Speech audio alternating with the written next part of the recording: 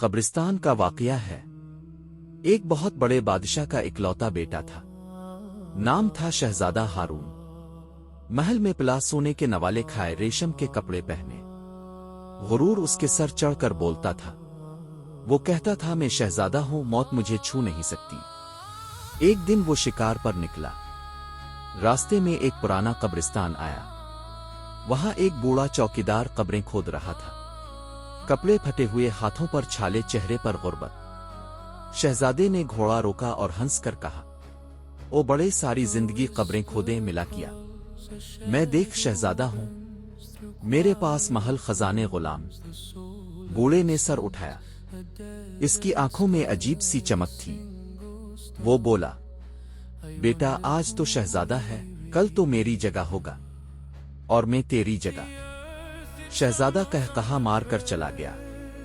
پاگل بڑا۔ وقت گزرا۔ 6 مہینے بعد شہزادے کو سخت بخار ہوا۔ حکیم آئے دوائیاں دیں، مگر موت کا وقت آ گیا۔ محل میں کوہرام مچ گیا۔ بادشاہ رو رہا تھا، میرا بیٹا، میرا وارث۔ شہزادے کی روح پرواز کر گئی۔ غسل دیا گیا، کفن پہنایا گیا۔ وہی قبرستان، وہی بوڑھا چوکیدار قبر کھود رہا تھا۔ جب جنازہ آیا تو بوڑھے نے پہچان لیا، یہ وہی مغرور شہزادہ تھا۔ لوگوں نے لاش قبر میں اتاری، سونے کے کفن میں، خوشبوؤں میں بسا ہوا۔ بوڑھے نے مٹی ڈالنی شروع کی۔ رات ہوئی۔ بوڑھا چوکیدار تہجد پڑھ کر قبرستان میں بیٹھا تھا۔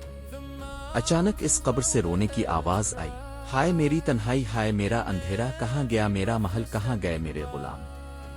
بوڑھا قبر کے پاس گیا، بولا، شہزادے، میں نے کہا تھا نا، آج تو میری جگہ ہے۔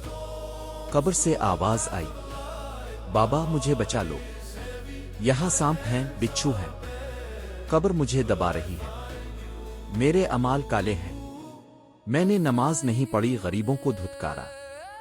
بوڑھا رو پڑا۔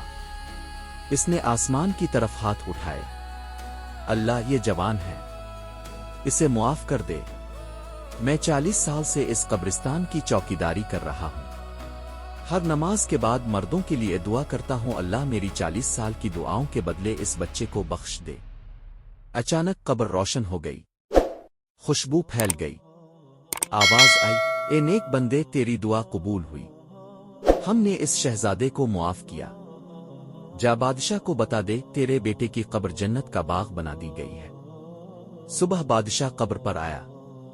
قبر سے جنت کی خوشبو آ رہی تھی۔ بوڑھے نے سارا ماجرا سنایا۔ بادشاہ دھاڑے مار کر رویا، کاش میں بھی اس بوڑھے جیسا بن جاتا۔ میرے بھائیوں، یہ دنیا کا محل 2 دن کا ہے، اصل محل قبر ہے۔ وہاں سونا چاندی غرور کچھ کام نہیں آئے گا۔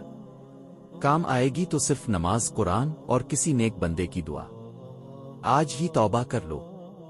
جو یہ سن رہا ہے، اپنے لیے اور اپنے والدین کے لیے مغفرت کی دعا کرے۔ کمنٹ میں اللہ معاف فرما او لکھ دے، شاید تیری وجہ سے کسی کی قبر روشن ہو جائے۔